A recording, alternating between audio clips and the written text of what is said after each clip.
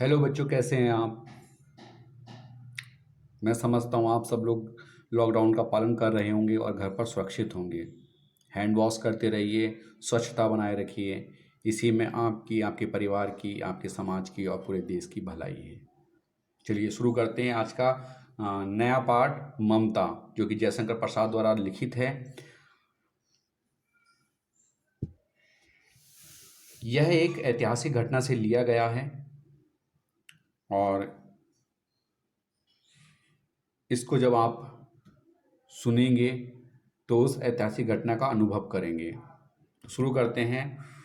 रोहतास दुर्ग के प्रकोष्ठ में बैठी हुई युवती ममता शोण के तीक्ष्ण गंभीर प्रवाह को देख रही है।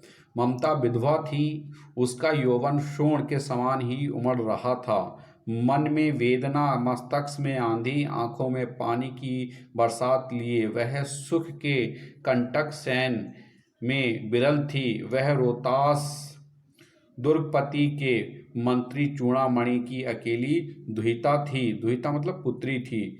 फिर उसके लिए कुछ अभाव होना असंभव था, परंतु वह विधवा थी। हिंदू विधवा संसार में सबसे निराश्रय प्राणी हैं। तब उसकी विडंबना का कहाँ अंत था।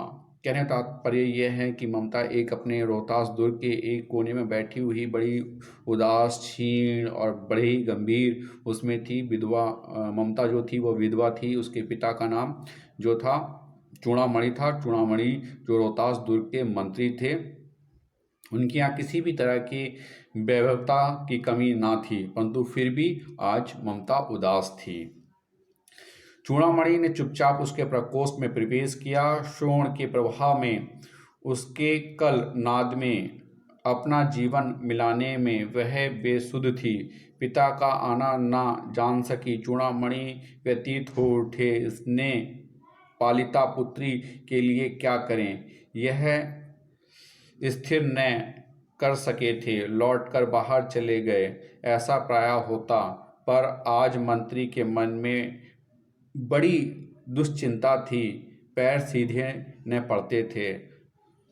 चूड़ामणि ममता के प्रकोष्ठ में वहाँ पर आते हैं। वहाँ पर उससे वो बातें करना चाहते हैं, उसकी सुध लेना चाहते हैं, परंतु ममता जो है अपने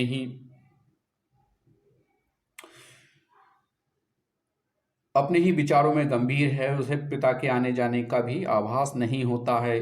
इस बात को देखकर चूड़ामणि बहुत व्यथित होते हैं, बहुत दुखी होते हैं और वह जो है चले जाते हैं। और ऐसा अक्सर उनके साथ होता रहता है, परंतु आज जो है चूड़ामणि जी बहुत ही चिंतित हैं। उनके पैर भी सीधे नहीं पड़ते हैं, वह सीधे नहीं चल पाते हैं। एक पहर बीत जाने पर वे फिर ममता के पास आए। उस समय उनके पीछे 10 सेवक चांदी के बड़े थालों में कुछ लिए खड़े थे। कितने ही मनुष्यों के पद शब्द सुन ममता ने घूमकर देखा। मंत्री ने सब थालों को रखने का संकेत दिया। अनुचर थाल रखकर चले गए। ममता ने पूछा, क्या है पिताजी। तेरे लिए बेटी उपहार है, कहकर चूड़ामणि ने उनका आवरण उलट दिया। स्वर्ण का पीलापन उन सुनहरी संध्या में विकीर्ण होने लगा। ममता चौंक उठी। इतना स्वर्ण कहाँ से आया। चुप रहो ममता, यह तुम्हारे लिए है। तो क्या आपने मलेच्छ का उत्कोच स्वीकार कर लिया। पिताजी यह अनर्थ है, अर्थ नहीं। लौटा दीजिए पिताजी। हाँ, हम लोग ब्राह्मण हैं, इतना सोना लेकर क्या करेंगे।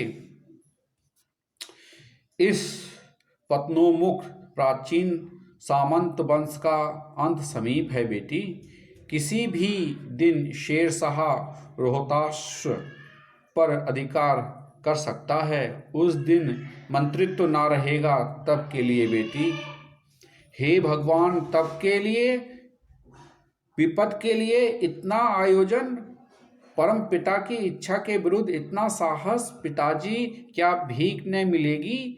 क्या कोई हिंदू भूपृष्ठ पर न बच्चा रह जाएगा जो ब्राह्मण को 2 मुट्ठी अन्न दे सके। यह असंभव है। फेर दीजिए पिताजी, मैं कांप रही हूँ। इसकी चमक आंखों को अंधा बना रही है।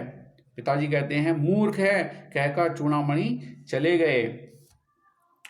दूसरे दिन जब डोलियों का तांता भीतर आ रहा था, ब्राह्मण मंत्री चूड़ामणि का हृदय धक धक करने लगा। वह अपने को रोक न सका। उसने जाकर रोहतास दुर्ग के तोरण पर डोलियों का आवरण खुलवाना चाहा। पठानों ने कहा, यह महिलाओं का अपमान करना है।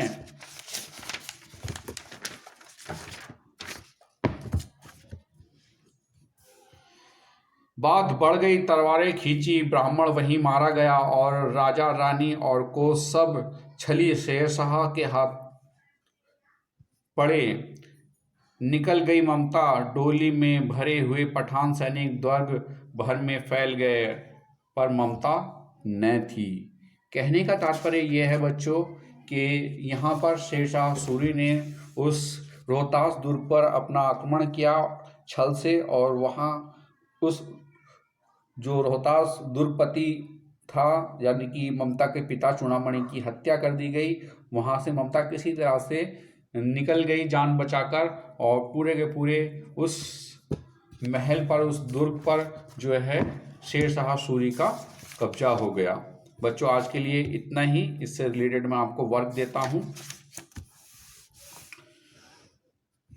देखिए पहले वाला स्टेंजा है, मैं इसे पढ़ता हूँ, आप इसे ध्यानपूर्वक सुनेंगे। रोहतास दुर्ग के प्रकोष्ठ में बैठी हुई युवती ममता श्रोण के क्षीण प्रवाह को देख रही है। ममता विधवा थी, उसका यौवन श्रोण के समान ही उमड़ रहा था। मन में वेदना, मस्तक में आंधी, आंखों में पानी की बरसात लिए वह सुख के कंटक सैन में विकल थी।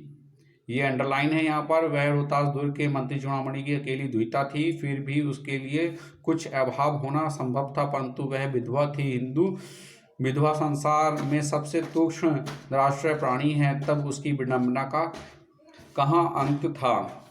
ये मैंने आपको पढ़ के सुनाया। इसमें पहला वाला प्रश्न है, उपयुक्त गद्यांश के लेखक और पाठ का नाम। लेखक जयशंकर प्रसाद और पाठ ममता। रेखांकित अंशों की व्याख्या, मन में वेदना, मन में जो है बहुत दुख, मस्तिष्क में आंधी और दिमाग में जो है विभिन्न प्रकार के विचारों का तूफान चल रहा था। आंखों में पानी था, वह दुखी थी, वह सुख के कंटक सैन से विकल थी, और उसके वह विधवा थी और इसी से वह दुखी थी, और उसके लिए जो है सुख कहाँ। यहाँ पर दूसरी अंडरलाइन दी हुई है, तब उसकी विडंबना का अंत कहाँ, क्योंकि हिंदू समाज में जो विधवा होती है उनको बहुत ही तुच्छ निराश्रय प्राणी माना जाता है, और इसी कारण समाज के सभी लोग उनका जो है अनादर करते हैं, उनको जो है बहुत ही तुच्छ नज़रों से देखते हैं। ऐसी स्थिति में एक हिंदू विधवा स्त्री की जो विडंबना है, जो उनके कष्ट हैं, जो उसकी दिक्कतें हैं, वो बहुत बढ़ जाती हैं, उनका अंत नहीं होता है। कौन युवती किस दुर्ग के प्रकोष्ठ में बैठी थी? ममता। ठीक, अगला है, एक तो आपको ये करना है कै वाला, एक खे वाला देता हूं मैं। हे भगवान, तब के लिए, विपद के लिए इतना आयोजन, परम पिता की इच्छा के विरुद्ध इतना साहस। ये अंडरलाइन है आपकी, इसका मैं अर्थ भी बताता हूँ। हे भगवान, यहाँ पर जो है ममता उस सोने से भरी हुई थालियों को देखकर एकदम से चौंक जाती है, और वो कहती है कि यह जो है परम पिता की इच्छा के विरुद्ध है ये कार्य करना। हमें तब जब हम विपदा, अभी हमारे सामने कोई विपदा नहीं आई है, और फिर आप पहले से पहले ही इतना जो है आयोजन करके रख रहे हो, इतना सोना इकट्ठा करके रख रहे हो, ये जो है गलत है।